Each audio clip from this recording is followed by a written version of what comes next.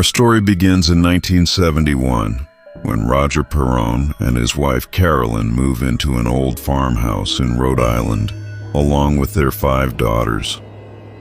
The house sits quietly in the countryside, no neighbors nearby, just silence, trees, and a deep lake beside it.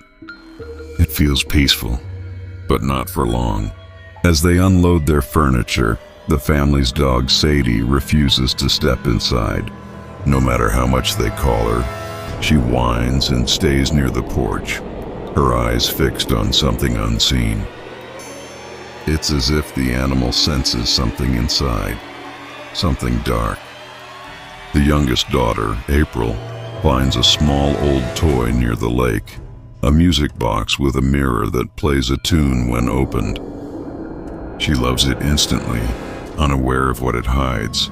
Meanwhile, her sisters explore the house, laughing and playing hide-and-seek. During the game, one of them hides inside a tiny storage area behind the wall. When the others come looking, a loose wooden panel suddenly breaks off, revealing a hidden basement door they didn't know existed. Their father, Roger, takes a flashlight and goes down to check. Down there, he finds old furniture, cobwebs, and a dusty piano. He feels uneasy and quickly comes back up, telling everyone, "No one goes down there. It's full of spiders." Then he locks the door. That night, the family settles in for their first sleep in the new home. Everything seems fine until Sadie starts barking outside, growling toward the darkness. The family ignores it, thinking it's just the dog adjusting to a new place. But by morning, everything changes. When Carolyn wakes up, she finds a strange bruise on her leg, deep and red like a mark from something she can't remember. She shrugs it off and goes to check on the kids. But then she notices something very strange. Every clock in the house has stopped. At exactly 3:07 a.m.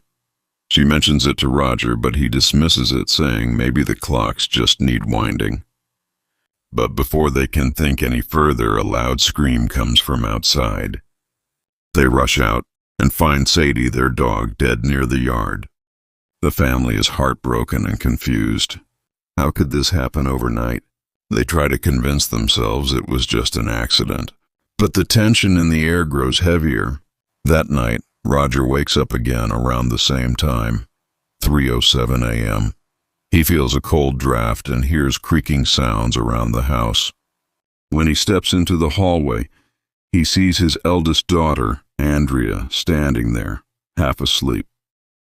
She says softly, "Dad, Cindy's been sleepwalking again." They both go to Andrea's room, and there they find Cindy banging her head gently against an old wooden wardrobe, her eyes closed, whispering in her sleep. Roger carefully lifts her up and lays her on their bed. But deep down, he can't shake off the feeling that something strange is happening. The next morning, when Roger leaves for work, he hears a sudden thud behind the bushes and finds a dead pigeon lying there, its body twisted as if it had hit something invisible. The uneasiness grows, but he still chooses to ignore it. Later that day, Carolyn stays home with little April while the others go to school. April asks her mom to play hide and clap, their favorite game. Carolyn ties a blindfold and starts searching around the house while April hides. When Carolyn says, "Give me the first clap," she hears 2 small claps coming from one direction. She follows the sound into the hallway near the big wardrobe. Again she calls, "Second clap," and suddenly 2 pale hands emerge from the darkness inside the wardrobe, clapping twice. Carolyn laughs nervously, thinking it's April. She walks closer, but the air feels cold. She reaches out her hands and realizes no one is there. At that moment, April appears behind her, giggling, saying, "Mom, you took so long to find me." Carolyn freezes. If April was behind her, who clapped inside the wardrobe?